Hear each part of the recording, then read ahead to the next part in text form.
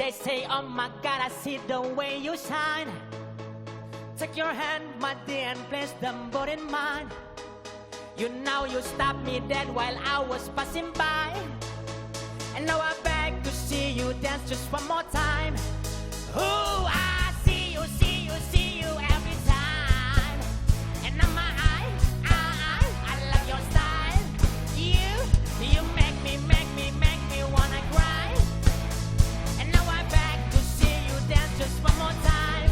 So they say, yang digoyang, digoyang, yang. Asik, yang digoyang, digoyang, yang. Dangdut, dangdut, dangdut. Ayo kawan-kawan, gembira bersama. Ayo kawan-kawan, bergoyang bersama. Hilangkan rasa rindu semua dengan lagu yang gembira. Hello, hello, hello. Come on, dance for me, dance for me, dance for me. Whoa, I've never seen anybody do the things you do before. They say, move for me, move for me, move for me. I say, I bet your time, I'll make it do it all again. Like you say. I say, okay.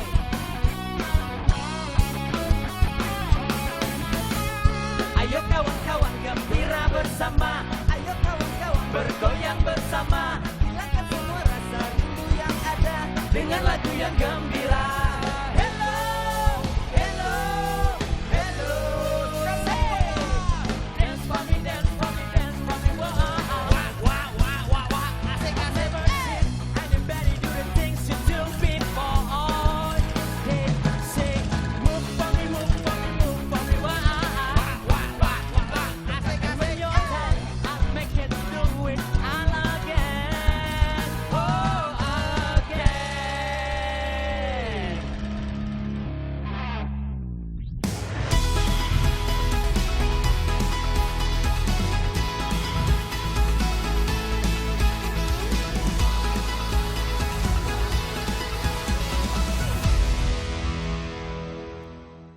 Jendela Ramadan Indonesia. Jadi sementara Anda lagi sahur, sekarang saya akan ngoceh-ngoceh menemani Anda sahur. Pertanyaannya adalah ketika Anda sahur, saya ngomong di sini, saya kapan sahurnya? Oke, nggak apa-apa, ini demi Anda semua. Karena kita akan bicara hal yang menarik. Kali ini adalah tentang sekolah di rumah, belajar di rumah. Kalau kalian punya anak-anak di rumah, kayak gue punya anak di rumah ya.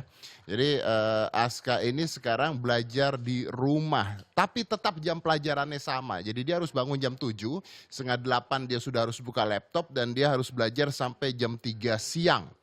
Dan jadi duduk tuh di depan laptop, ada gurunya, ada teman-teman kelasnya, semuanya sama, jadi tetap jam pelajarannya sama. Pertanyaannya apakah itu membuat stres apa tidak ke anak? Nah ini suatu yang berbeda lagi. Karena ada psikologi anak yang pastinya berubah di sana, juga psikologi orang tuanya termasuk saya. Karena saya mikir ketika belajar di rumah menggunakan laptop, kenapa uang sekolahnya tetap sama? Tapi kalau ngomong tentang itu, homeschooling itu sudah ada sejak lama. Contohnya adalah Kak Seto. Kak Seto itu ngebuat homeschooling yang seminggu itu cuma ketemu 3 kali, belajar cuma 3 jam. Dan hasilnya anak-anaknya sekarang ada yang kuliah di Oxford juga. Kalau bicara tentang psikologi anak, saya mau kasih lihat dulu, ini ada beberapa berita tentang bagaimana belajar di rumah. Apakah menyenangkan atau ternyata membuat masalah baru buat anak dan buat orang tuanya. You check this out.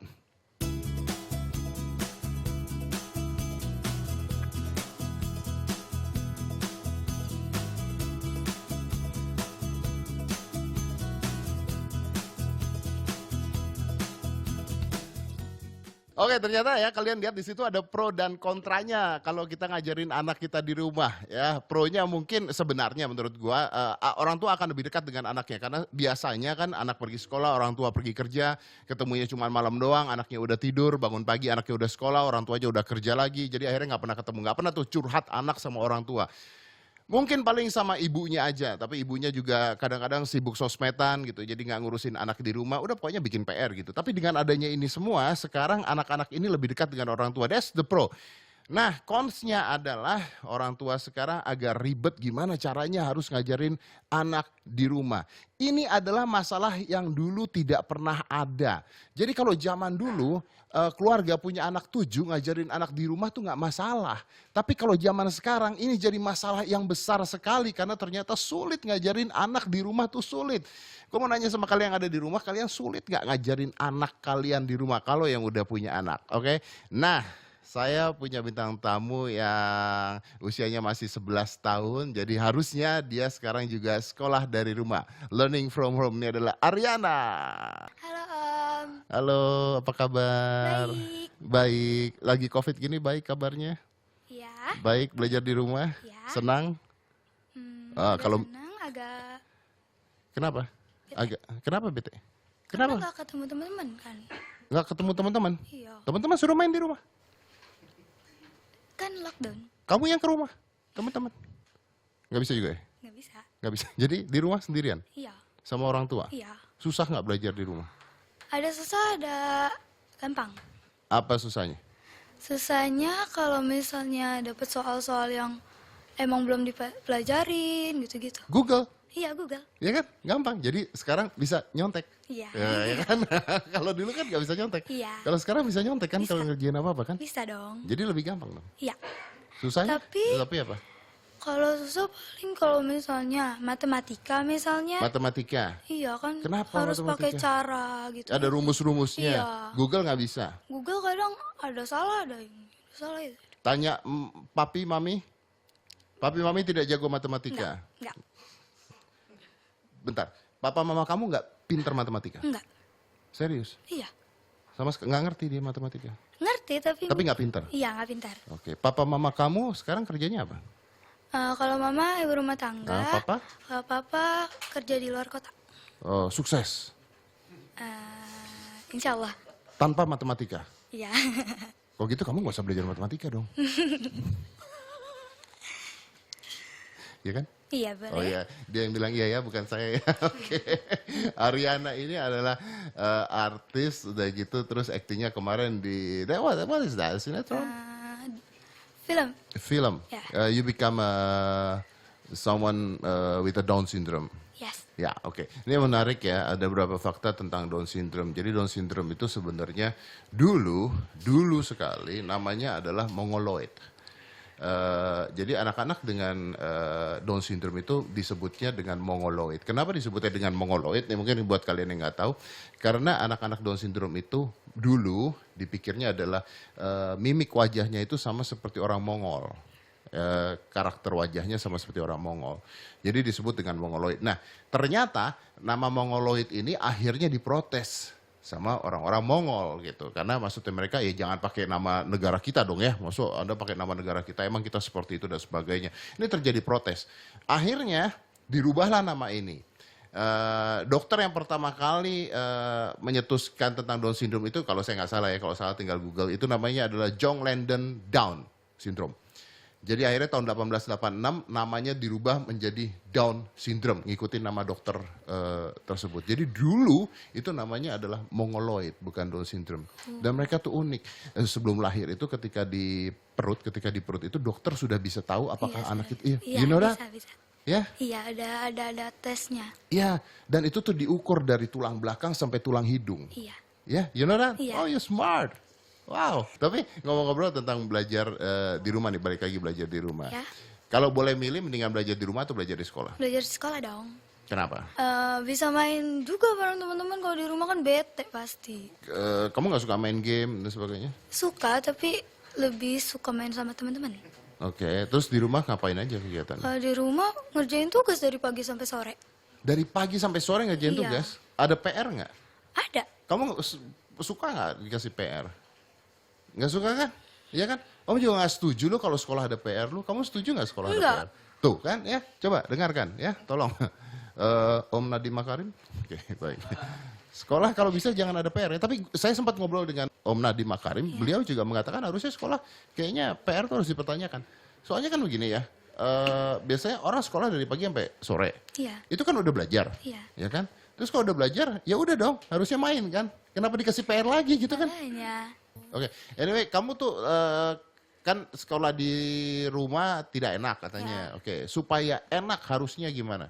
Supaya enak gimana ya? Yang asik kalau mau belajar di rumah gimana? Harus kayak gimana? Intinya yang kayak di sekolah deh. Intinya kayak di sekolah. Iya. Oke, jadi belajar di rumah yang kayak di sekolah ada gurunya ya? Iya bisa. Ada gurunya. Kan gurunya diwakilkan sama video call. Ya. Nggak enak? Oke. Wah, ini kalau lama kayak gini gimana nih? Stres lama-lama. Apa sih yang distresin kan enak sebenarnya. Nggak enak. Jadi kalau lama kamu akan demo ya supaya balik ke sekolah. Iya. Enakan balik ke sekolah lah ya. Iya sih. Yang kamu paling kangenin apa di sekolah? Makanan, Ah. teman, Temen, terus kelas. kelas. Sekolah. Ya, oke. Oke, ini kalau misalnya Pak Nadim nonton ini, Iya. kamu mau ngasih pesan apa ke Pak Nadim? Aduh gak tahu. Mau misalnya, jangan ada PR lagi Pak. Gitu. Iya boleh gitu Pak. Itu mah saya yang ngomong. Om gitu. Om Nadim, kalau aku boleh Minta. minta tolong, PR-nya nggak diadain lagi ya? Cuman itu doang harapannya ya. Iya. Kan UN udah nggak ada. Iya, Wen nggak ada. UN udah nggak ada. Sekarang minta PR nggak ada. Lama-lama ini kalau Bro Nadim menyetujui ini semua, lama-lama anak akan minta tolong sekolah tidak ada lagi. Oke Arina, makasih banyak ya. Ini mudah-mudahan kamu di rumah juga buat mereka yang ada di rumah jangan stres-stres amat. Ya dibawa happy aja lah karena memang semua kondisinya seperti ini kan. Kita juga sekarang berdoa di rumah, kan? Ibadah di rumah, kerja di rumah. Kecuali papa di luar kota, ya kan. Jadi ya udahlah, pokoknya kita nikmatin aja. Mudah-mudahan nih cepet lewat. Amin. Cepat lewat, oke. Dan supaya kalian yang sekarang lagi sahur nggak stres, saya kasih dulu sesuatu yang bikin kalian ketawa. Langsung aja, Kokom. Perkenalkan, kami adalah kita. Yalah, Satria Baja Kuning. Kok jadi pada deket-deketan gini sih? Kok deket-deketan? Physical distancing. Social dong. distancing. Oke. Nah, kalau segini kan enak, jaraknya tuh harus perhatikan. Siapa? 1 meter atau gimana. Ya. Nama siapa? Dion Pak. Tinggal di Depok Pak. umur. 30. Mau sampai berapa? Jangan Pak. Mana bisa kita yang tentuin sendiri Bapak gitu. lebih dari yang di atas dong. Ya kan hidup penuh rencana. Tapi walaupun apapun yang kita hadapi hidup, jangan menyerah. Pasti. Betul. Harus tetap optimis. Betul. Ya. Betul. Jangan menyerah. Jangan menyerah. Hey. Tapi gue suka lagu Jamrut. Iya. Oh, oke tuh. Salah satu lagu Jamrut ini yang menceritakan tentang seseorang yang punya kos-kosan banyak. Wah, Wah, benar ada. ada. Sudi Apa? Tejo. Putri. Oh Putri. Kok Putri? Coba lo lihat kemana-mana. Kos-kosan Putri.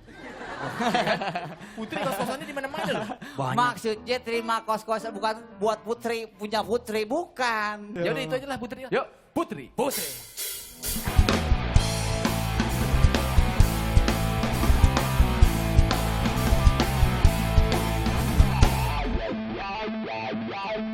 Udah gak masuk, gimana sih? Abis tadi kita harus nyanyi. Oke, oke. Udah, ragu-ragu lagi. Ya. Putri, gadis belia yang baru melek. Asik. Jadi liar karena ingin keren. Dan dia bilang pendek.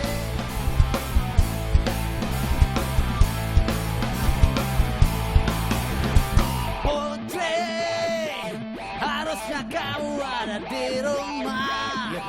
Isi PR atau les fisika, bukan di diskotik.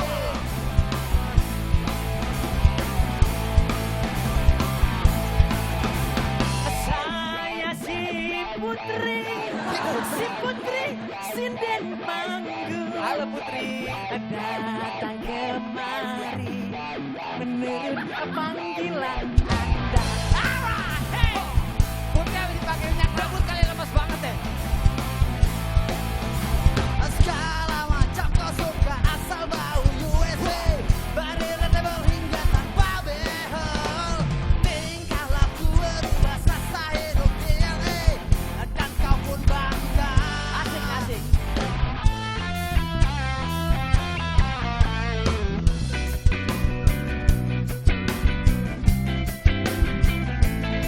Tapi jadi begini nih bang.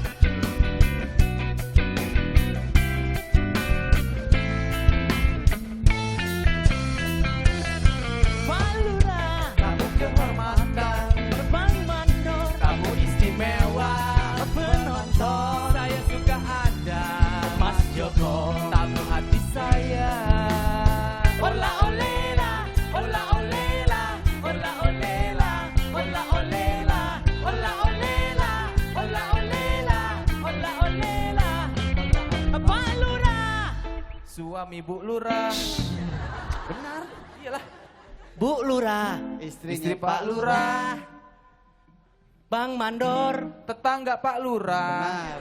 Mas Joko. Kenal sama Pak Lurah. Salah ngomong loh. Iyalah. Masih keluarga deket kali ya. Keluarga. Iya.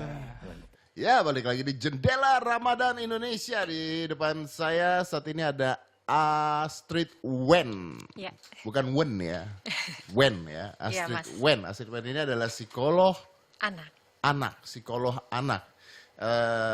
Oke, artinya kamu mengurusi tentang Anak dan keluarga. anak dan keluarga. Berarti psikolog keluarga. Iya, bisa dibilang seperti itu. Jadi psikolog anak dan keluarga. Psikolog anak dan keluarga. Oke.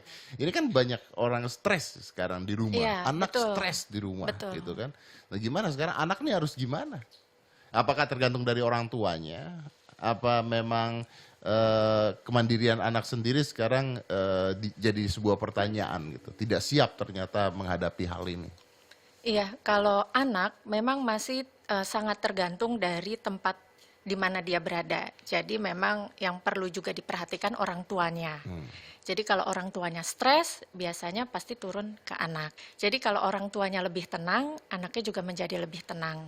Jadi seringkali kita juga akhirnya bagi-bagi psikoedukasi ke keluarga untuk mempersiapkan kesehatan mental orang tuanya. Ya, atau you know what, at least ketika orang tuanya stres tidak ditunjukin ke anak-anaknya gitu kan. Iya. Kebanyakan kan orang tua stres, wah, ribut, pusing, anaknya lihat gitu kan. Anaknya nggak ngerti, cuman dapat impact bahwa there is a bad energy in the house gitu kan. Bahwa Iya. ada sesuatu yang nggak enak nih di rumah gitu. Akhirnya terus belajar dan sebagainya juga jadi keganggu semua. Gitu. Sebagian anak memang menyenangi waktu belajar di rumah, Mas. Jadi tidak semua anak nggak suka belajar di rumah gitu ya.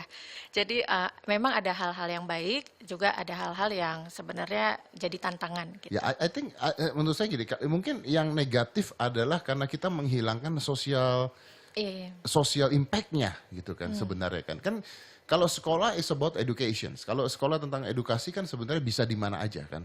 Ya, apalagi zaman sekarang gitu kan, Iya. bisa belajar di mana aja gitu kan. Tapi kan akhirnya ketika mereka ada di rumah, ini kan kehilangan faktor sosial dengan teman-teman mereka, ngobrol dengan teman-teman mereka. Even though ada ribut sama teman-teman itu juga menarik gitu kan. Iya. Belajar hidup kan artinya itu. Nah, ini kan tiba-tiba dihilangkan nih. Dihilangkan nih. Dan kayaknya kita belum siap. Makanya social distancing pun dirubah jadi physical distancing sekarang. Karena menghilangkan faktor sosial ini menjadi besar sekali tekanan psikologisnya buat siapapun, termasuk anak-anak gitu. Nah, mereka harus ngapain sekarang kalau kayak begini? Jadi untuk saat ini memang kita lebih senang pakai kata ditunda, Mas, jangan dihilangkan. Ditunda ya? Ditunda dulu. Jadi Sampai? mau nggak mau kita harus Sampai? bersabar nih ya. Sampai? Sampai? Lebih aman, situasi dikatakan lebih aman. Karena ini sebenarnya kan memang situasi yang nggak enak ya, tapi sebenarnya buat kebaikan kita semua.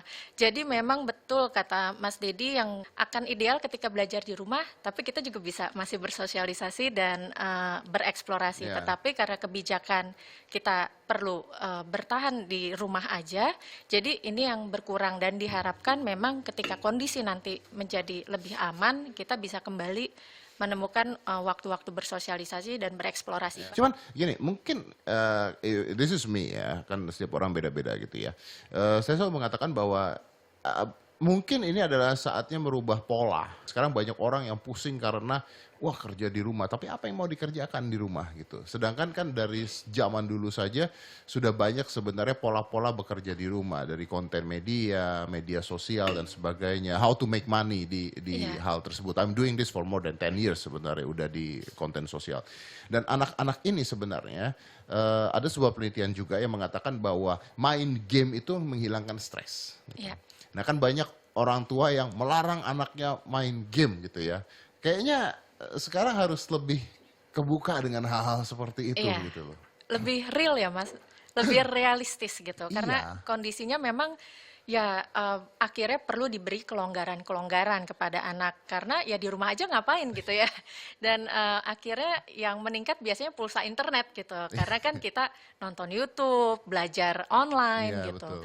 Yang penting ya nggak boleh dilupakan ritmenya. Jadi ritme bangun paginya, ritme makan, ritme olahraga, karena penting sekali tetap Very olahraga. important, ya. Jadi physical distancing bukan berarti tidak menghilangkan physical activity. Ya. Jadi berolahraga dan habis itu juga kita bisa bersama-sama dengan anak mensepakati, kamu kira-kira mau mainnya tuh dari jam berapa sampai jam berapa, nanti waktu bebasnya kamu mau ngapain aja. Jadi sangat mungkin kita mengkomunikasikan anak tuh sukanya apa sih, terus dia mau ngerjainnya kapan. Ya, betul, gitu. betul. Gini, banyak orang yang nanya sama saya, sama saya gitu ya, ketika adanya COVID-19 ini, apa sih yang harus kita lakukan gitu ya. The only word yang saya selalu ngomong adalah move. Saya bilang, move. Di rumah aja bukan artinya lu tidak bergerak gitu. Betul. Bukan ngendon nonton TV, diem nggak ngapa-ngapain gitu. Mungkin ini saatnya kita harus, ketika kita terkurung, kita harus ngapain gitu loh. Orang di penjara aja, itu olahraga gitu maksudnya. Iya. Harus melakukan aktivitas fisik. Ketika karena gini, aktivitas fisik yang banyak orang tidak tahu, itu kan ningkatin endorfin. Betul. Endorfin, naikin endorfin, terus apa lagi tuh? Dose. Ya kan dose Iya. terus. Jadi hormon kebahagiaan, Ya, betul. happiness hormone gitu. Iya. Nah ini orang nggak ngerti. Would you mind to explain? Jadi memang benar kata Mas Didi ya. Jadi kalau move artinya kita bergerak. Ya. Itu sebenarnya kita sedang mensinkronkan antara pikiran dan juga tubuh. Makanya biasanya kalau kita datang ke dokter nih, dokter syaraf gitu ya, biasanya untuk orang-orang yang punya depresi, punya masalah kecemasan, masalah emosi, salah satunya memang perlu bergerak. Jadi dengan bergerak ini sebenarnya kita mampu tetap menjaga imunitas tubuh seperti itu. True, Dan juga pikiran yang tetap segar. Ya. Ini ada contohnya, ada teman gue juga yang curhat. Di Instagramnya Meisya Siregar, ini coba kita kasih lihat dulu ya, ada? Coba kita kasih lihat dulu.